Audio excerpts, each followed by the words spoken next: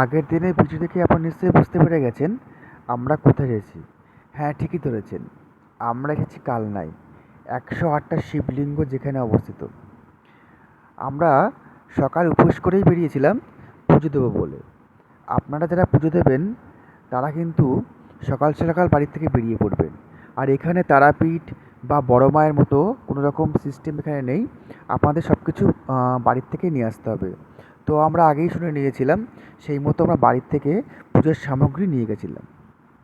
তো আমরা পুজো মুজো দিয়ে সব এবার ঘুরতে বেরিয়ে গেলাম। দেখতেই পাচ্ছেন সামনে দাদা বৌদি যাচ্ছে আমাদের। তো আমরা মন্দির ঘুরে ঘুরে দেখছিলাম। দেখুন মন্দিরের অপরূপ ভাস্কর্য আপনাকে নিশ্চয়ই মুগ্ধ করবে। এবার মন্দিরের ভেতরটা দেখে নিন। ওই দেখুন ব্রাহ্মণ মশাই পুজো করছে। আর এখানে আপনারা যারা পুজো দিতে আসবেন, এখানে ব্রাহ্মণ থাকবে, তাদেরকে আপনারা পুজোর সামগ্রী দিয়ে দেবেন, তারাই পুজো দিয়ে দেবে। দেখুন মন্দিরের ভেতরে একটা অপরূপ নিদর্শন, কত সুন্দর ভাস্কর্য ফুটিয়ে তুলেছে। আমরা পুজো দিয়ে এদিক ওদিক ঘুরতে লাগলাম।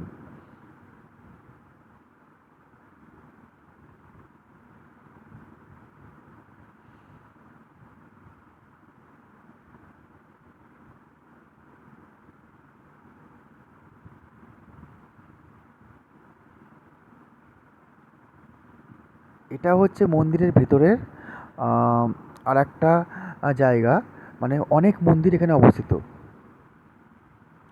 সেদিনকে গরম থাকার কারণে খুব একটা বেশি লোক আসেনি, ফাঁকা ফাঁকাই ছিল। কিন্তু বিশেষ তিথিতে এখানে প্রচুর লোকের সমাগম হয়। বিশেষ করে শিবরাত্রির দিন বা অন্যান্য শিবের পুজোর জন্য এখানে প্রচুর লোক আসে এখানটায় পুজো দিতে।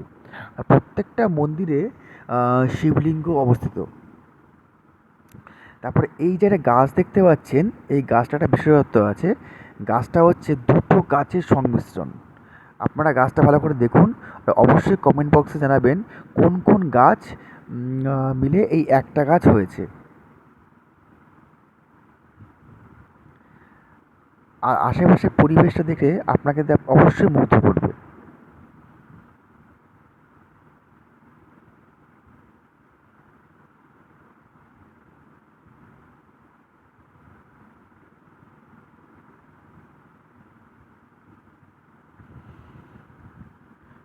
এই দেখুন সেই গাছ, দুটো গাছ একসাথে হয়েছে।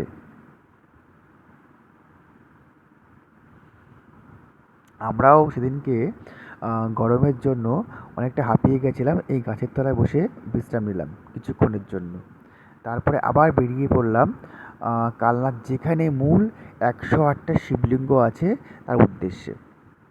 এই দেখুন এইভাবে মন্দিরগুলো এইভাবে সুসজ্জিতভাবে আছে, এবং প্রত্যেকটা মন্দির কক্ষে শিবলিঙ্গ আছে, এবং বিভিন্ন রঙের, কালো এবং সাদা, এই দুই রঙের শিবলিঙ্গ আছে এখানটায়।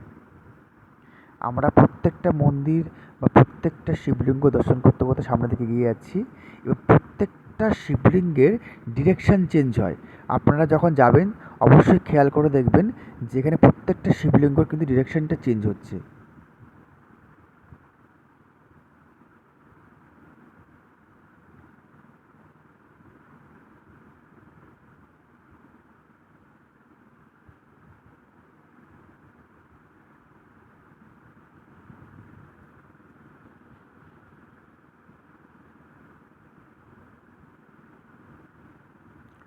তবে আমার যেটা বিশেষ করে মনে হয়, এই মন্দিরগুলো আরও রক্ষণাবেক্ষণ করা উচিত। আহ, এর এদের প্রতি আরও দৃষ্টিভঙ্গি আনা উচিত, যাতে মন্দিরগুলো আরও, মন্দিরের পরিবেশ এবং পুজো দেওয়ার পদ্ধতিটা কিছু পরিবর্তন করা উচিত। কারণ প্রথমে যারা পুজো দিতে আসবে তারা বুঝতেই পারবে না। মানে আমরা সচরাচর যেমন তারাপীঠে বা বড় মায়ের মন্দিরে পুজো দিতে যাই, তখন কিন্তু বাইরে পুজোর সামগ্রী সব কিছু পাওয়া যায়। এখানে সেরকমটি নয়। এখান থেকে আপনাকে আনতে গেলে বাড়ির থেকেই নিয়ে যেতে হবে বিশেষ করে। তো এইভাবে আমরা মন্দিরের চারিপাশটা ঘুরে দেখলাম, এবং আমাদের খুবই সুন্দর লাগলো।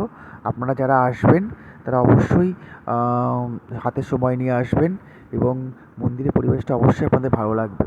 ধন্যবাদ।